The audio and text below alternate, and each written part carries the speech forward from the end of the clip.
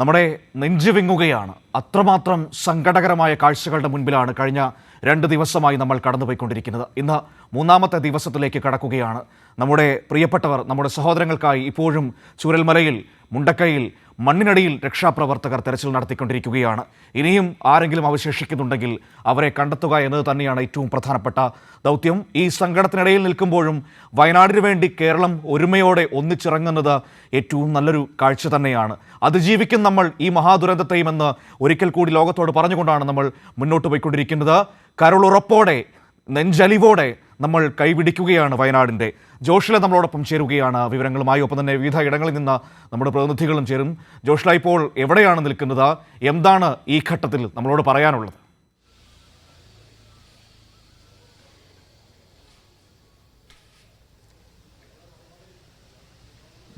മനു, ഞാനിപ്പോൾ ഉള്ളത് Meppadi government higher secondary സ്കൂളിലാണ്. ഇവിടെയാണ് ക്യാമ്പ് സജ്ജീകരിച്ചിട്ടുള്ളത്. വയനാട് ജില്ലയിൽ ആകെ 82 ക്യാമ്പുകളാണ് സജ്ജീകരിച്ചിട്ടുള്ളത്. 82 ക്യാമ്പുകളിലായിട്ട് 337 ആളുകൾ ഇപ്പോൾ നിലവിൽ താമസിക്കുന്നുണ്ട് എന്നുള്ളതാണ് നമുക്ക് ലഭ്യമായിരിക്കുന്ന വിവരം. എന്തായാലും വലിയ ഒരു ദുരന്തത്തെയാണ് വയനാട് അഭിമുഖീകരിച്ചു കൊണ്ടിരിക്കുന്നത്. ഒരു തരത്തിലും താങ്ങാൻ പറ്റാനാവാത്ത തരത്തിലുള്ള ദുരന്തമാണത്. ഇവിടേക്ക് ഇന്ന് നിലമ്പൂരിൽ നിന്നുള്ള മൃതദേഹങ്ങൾ കൊണ്ടുവരേണ്ടതുണ്ട്. ഇന്നലെ ഏകദേശം 20ഓളം മൃതദേഹങ്ങൾ മാത്രമാണ് കൊണ്ടുവരാൻ സാധിച്ചിട്ടുള്ളത്. അതുമാത്രമല്ല, കൊണ്ടുവന്നെന്നുള്ളത് പരമാവധി മൃതദേഹങ്ങൾ ഇവിടെ എത്തിച്ചു എന്നുള്ളതാണ്. അതേസമയം തന്നെ ഈ മൃതദേഹങ്ങൾ തിരിച്ചറിയാൻ ഒരുപാട് സമയമെടുക്കുന്നു എന്നുള്ളത് കൂടി ഒരു വലിയ പ്രശ്നമായി നിലനിൽക്കുന്നുണ്ട്. അതുകൊണ്ട് തന്നെ ഇന്ന് ബാക്കി മൃതദേഹങ്ങൾ, അതായത് 20ലേറെ മൃതദേഹങ്ങൾ ഇന്ന് ഇവിടേക്ക് എത്തിച്ചേരും. ഈ ക്യാമ്പിലുള്ളവരെ അടക്കം പങ്കെടുപ്പിച്ചുകൊണ്ട് ഇതിൻ്റെ ഐഡന്റിഫിക്കേഷൻ നടക്കും എന്നുള്ളതാണ് ഇന്ന് പ്രധാനമായും നടക്കുന്ന കാര്യങ്ങൾ. അതുപോലെ തന്നെ മുഖ്യമന്ത്രി ഇന്ന് ജില്ലയിലെത്തും, സർവകക്ഷി യോഗം ചേരും, അതിനുശേഷം അവലോകന യോഗം ചേരും. ഇതൊക്കെയാണ് ഇന്ന് ഇവിടെ നടക്കുന്ന പ്രവർത്തനങ്ങൾ എന്ന് പറയുന്നത്. അതേസമയം തന്നെ രക്ഷാപ്രവർത്തനങ്ങളെല്ലാം തന്നെ ഇപ്പോഴും വളരെ സജീവമായി നടക്കുന്നുണ്ട്. അതുപോലെ തന്നെ ക്യാമ്പുകളിലുള്ള ദുരിതാശ്വാസ പ്രവർത്തനങ്ങളും ഒരേ സമയത്താണ് ഇതൊക്കെ തന്നെ കൈകാര്യം ചെയ്യാൻ സാധിക്കുന്നത് എന്നുള്ളതാണ്. വളരെ ക്രോഡീകരിച്ചുകൊണ്ട് എല്ലാ വൃന്ദത്തെയും ക്രോഡീകരിച്ചുകൊണ്ട് കൃത്യമായി എല്ലാ കാര്യങ്ങളും നടപ്പിലാക്കാൻ സാധിക്കുന്നു. ഒരു വശത്ത് രക്ഷാദൗത്യം നടക്കുന്നു, മറുവശത്ത് ദുരിതാശ്വാസ പ്രവർത്തനങ്ങൾ നടക്കുന്നു. ക്യാമ്പുകളിലുള്ള അവരുടെ ആരോഗ്യ സംബന്ധിച്ച കാര്യങ്ങളെല്ലാം തന്നെ കൃത്യമായി നടത്തുന്നു എന്നുള്ളതാണ് ഈ കാര്യങ്ങൾ. അതുപോലെ തന്നെ പോസ്റ്റ്മോർട്ടം നടക്കുന്നു, സംസ്കാര ചടങ്ങുകൾ നടക്കുന്നു. എല്ലാ ആളുകളും ഒരുമിച്ച്, അതായത് കേരളം ഒന്നടങ്കം ഒരുമിച്ച് വയനാടിനോട് ചേരുന്നു എന്നുള്ളതാണ് നമുക്ക് അതിൽ കാണാവുന്ന ഏറ്റവും മനുഷ്യത്വപരമായ കാര്യം എന്ന് പറയുന്നത്. അതേസമയം തന്നെ ക്യാമ്പുകളിലുള്ളവർ ഇന്ന് ബന്ധുക്കളെ തിരിച്ചറിയാനായി ഒരു നിലമ്പൂരിൽ നിന്നുള്ള മൃതദേഹം എത്തിച്ചേർന്നാൽ അവിടെ എത്തും. ഏറ്റവും വേദനാജനകമായ ഒരു കാഴ്ച കൂടിയാണത്.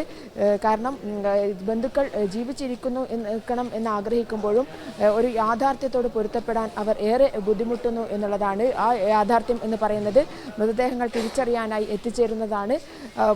ഒരു മൃതദേഹം എന്ന് പറയുന്നത് നമ്മൾ സാധാരണ രീതിയിൽ കാണുന്ന ഒരു വിഷയമല്ല. കാരണം ഒരു മനുഷ്യനെ കംപ്ലീറ്റായി കാണാൻ സാധിക്കാത്ത വിധത്തിൽ അവരുടെ അവയവങ്ങൾ തിരിച്ചറിഞ്ഞ് വേണം തങ്ങളുടെ ബന്ധുക്കൾ അതിലുണ്ടോ എന്നുള്ളത് തിരിച്ചറിയാൻ. അത്രയും വേദനാജനകമായ കാഴ്ചയാണ് ഇത്ര വയസ്സുള്ള ആളുകളുടേത് എന്ന് വിളിച്ചു പറഞ്ഞുകൊണ്ട് ആളുകൾ വന്ന് കാണുന്ന ഒരു രംഗം എന്ന് പറയുന്നത് ഹൃദയഭേദകമായ ഒരു കാഴ്ച തന്നെയാണ്. എന്തായാലും ഇതിനെയൊക്കെ അഭിമുഖീകരിക്കാനും ഇതിനെയൊക്കെ അതിജീവിക്കാനും വയനാട് പ്രാപ്തമാകേണ്ടിയിരിക്കുന്നു എന്നുള്ളതാണ്. കയ്യിൽ ഒന്നുമില്ലാതെ ജീവൻ മാത്രമായി ദുരിതാശ്വാസ ക്യാമ്പുകളിൽ ഇവർ ഇപ്പോൾ കഴിയുകയാണ്. 0 നിന്ന് തുടങ്ങേണ്ടിയിരിക്കുന്നു. പുനരധിവാസം അടക്കമുള്ള കാര്യങ്ങൾ, ഉപ്പ് തൊട്ട് കർപ്പൂരം വരെയുള്ള സാധനങ്ങൾ ഇവർക്ക് ലഭ്യമാക്കേണ്ടതുണ്ട്. ഇതൊക്കെ തന്നെ കേരളം ഒന്നടങ്കം കൈകോർത്ത് പിടിച്ചുകൊണ്ട് ഇവിടേക്ക് എത്തിച്ചുകൊണ്ടിരിക്കുകയാണ് എന്നുള്ളതാണ് ആശ്വാസകരമായ കാര്യം. ജില്ലാ ഭരണകൂടം അതിന് നേതൃത്വം വഹിക്കുന്നുണ്ട്. എന്നാൽ പോലും ഇവിടെയുള്ള സാധനങ്ങൾ പര്യാപ്തമല്ല. ഇനിയും ഒരുപാട് സാധനങ്ങൾ എത്തിച്ചേരേണ്ടതുണ്ട്. എങ്കിൽ മാത്രമേ ഇനിയുള്ള ദിവസങ്ങളിൽ മുന്നോട്ട് പോകാൻ സാധിക്കുകയുള്ളൂ. ചൂരൽമലയിൽ നിന്നുള്ള ഒരുപാട് ആളുകൾ ഇവിടെ ഉണ്ട്. നമുക്ക് ഇവരോട് തന്നെ കാര്യങ്ങൾ ചോദിക്കാം. ചൂരൽമലയിൽ നിന്ന് എത്തിയതാണ്. എന്താണ് അവിടെ, എന്താണ് സ്കൂളിൻ്റെ അടുത്താണ്? ചൂരൽമല സ്കൂൾ ഇപ്പോൾ ഇല്ല അല്ലേ? അത് മൊത്തം കുറേ ഭാഗം പൊളിഞ്ഞിട്ടുണ്ട്. അവരിപ്പോൾ ഒരു പുതിയ ബിൽഡിംഗ് വന്നതുകൊണ്ട് കുറേ അതിൻ്റെ മുകളിൽ മരം തങ്ങിയതുകൊണ്ട് ബാക്കിയുള്ള ഭാഗങ്ങളൊന്നും പോയിട്ടില്ല. അതിൻ്റെ മേലേക്കുള്ള ഭാഗം മൊത്തം പോയി. സ്കൂളിലെ കുട്ടികളെ കുറിച്ച് പോലും വലിയ ഒന്നും അറിയില്ല. കുറേ ആൾക്കാരെ പറ്റി ഒരു വിവരമില്ല. എത്ര ആൾ പോയിന്നോ എവിടെ ഉള്ളതെന്നോ ഒരു ഇതുമില്ല. കുറേ ഡെഡ് ബോഡി ഇങ്ങനെ വരുന്നുണ്ട്, അത് അറിയുന്നില്ല. കുറേ മുഖമൊക്കെ ചേർത്തിട്ടും മുഖം പൊട്ടിയിട്ടും കുറേ ആൾക്കാരെ അരൻ്റെ മേലൊക്കെ ഉള്ളൂ, കുറേ കാല് മാത്രമേ ഉള്ളൂ, കുറേ കൈ മാത്രം കിട്ടണുള്ളൂ. അങ്ങനത്തെ ഒരു അവസ്ഥയല്ല. അവിടെ തന്നെയാണോ വീട്? അവിടെ തന്നെയാണ് വർഷങ്ങളായിട്ട് അവിടെ ഉള്ളത്. വീട്ടിലുള്ളവരെന്ന് പറഞ്ഞാൽ ഒരു 1:20 ആകുമ്പോഴാണ് ഫസ്റ്റ് വെള്ളം വന്നത്. ചെറിയ തോതിലെ വെള്ളം വന്നപ്പോൾ പിന്നെ ഞങ്ങൾ ഭാര്യ പറഞ്ഞ്, അപ്പോൾ ഉമ്മ ഒരാഴ്ചയായിട്ട് പെങ്ങളെ വീട്ടിലുള്ള, ഞാനും ഉമ്മയും ഭാര്യയും 2 മക്കളുള്ള. മോന് ബത്തേരി പഠിക്കുകയാണ്. അപ്പോൾ ഒരു 1:20 ആയപ്പോൾ ഇവള് പറഞ്ഞു വെള്ളം വരുന്നുണ്ട് എന്ന് പറഞ്ഞു. അപ്പോൾ ഞാൻ നോക്കുമ്പോൾ കുറഞ്ഞ വെള്ളം, സാധാരണഗതിയിൽ ഉറവുള്ളതാണ്, നമ്മുടെ പ്രദേശത്തൊക്കെ ഉറവ് വരുന്നതാണ്. അപ്പോൾ ജാഗ്രതാ നിർദ്ദേശം എന്ന് പറഞ്ഞാൽ ഞാൻ അതിൻ്റെ തലേ ദിവസം അന്ന് രാവിലെ വില്ലേജ് ഓഫീസറിനെ വിളിച്ചിരുന്നു. ഞാൻ വിളിച്ചിട്ട് അങ്ങനെ പറഞ്ഞു, സാറേ നല്ല ചെറിയ വെള്ളം കലങ്ങി വരുന്നുണ്ടാണ്. അവരടുത്താണ് പുഴ സൈഡിലുള്ള ആൾക്കാർക്ക് നിർദ്ദേശം കൊടുത്തിട്ടുണ്ട് മാറാനുള്ളത്. സാധാരണ അവിടുന്ന് മാറണമാണ്, പുഴ സൈഡിലെ പ്രശ്നം വരില്ലുള്ളൂ. അപ്പോൾ ഇത് ഒരു 1:20 ആയപ്പോൾ ഇവിടെ പറഞ്ഞ് വെള്ളം വരുന്നുണ്ടായിരുന്നു. അപ്പോൾ നോക്കുമ്പോൾ വെള്ളം ഇങ്ങനെ കുറച്ച് ഉയരത്തിൽ ഇങ്ങനെ വരാൻ തുടങ്ങി. ഇപ്പോൾ ഞാൻ വേഗം ചെരുപ്പ് ഇതൊക്കെ പുറത്താണ്ടായിരുന്നത് എടുത്ത് തിണ്ടിൻ്റെ മുകളിലേക്ക് വെച്ച് ഒരു 10 മിനിറ്റ് കഴിഞ്ഞപ്പോൾ ഉറങ്ങിയിട്ടില്ല.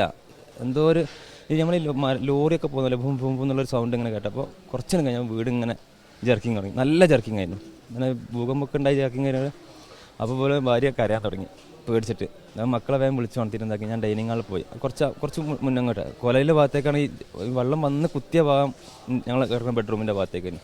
അപ്പോൾ ഞങ്ങൾ വേഗം ഡൈനിങ് ഹാളിൻ്റെ ഭാഗത്തേക്ക് പോയി. അപ്പോൾ തന്നെ പുറത്തുനിന്നും മുൻഭാഷത്തു നിന്നും ബാക്കിൽ നിന്നൊക്കെ വെള്ളം അടിച്ച് കയറുന്നുണ്ട്. പക്ഷെ ചളി മാത്രമായിട്ട് കയറുന്നത്.